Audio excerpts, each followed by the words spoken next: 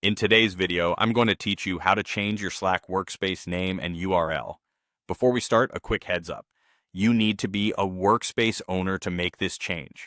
If you're not sure of your role, check with your admin team.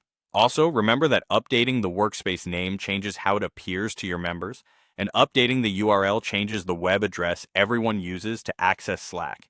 It's a good idea to plan the timing and let your team know in advance. Open Slack on your desktop or in a browser. Look to the top of the left sidebar and click your workspace name. This opens a small menu with options related to your workspace. From there, hover over Tools and Settings to reveal more options and then click Workspace Settings. Slack will open your settings in a new browser tab if you're using the desktop app, so don't worry if the window changes. On the Workspace Settings page, scroll down until you see the option labeled Change Workspace Name and URL. Click that. This section is where you can update both the display name and the URL.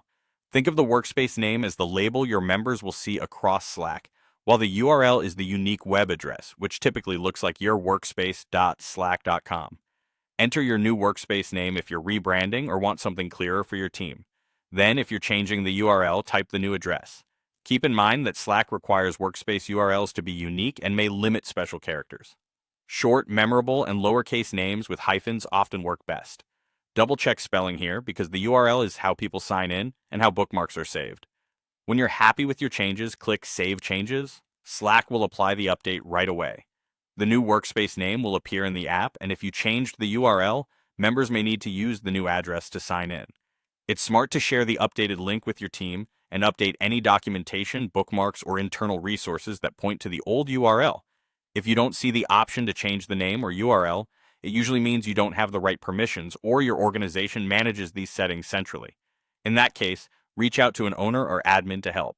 That's it. You've updated your Slack workspace name and URL quickly and safely. Thanks for watching, and feel free to replay any section if you want to follow along step by step.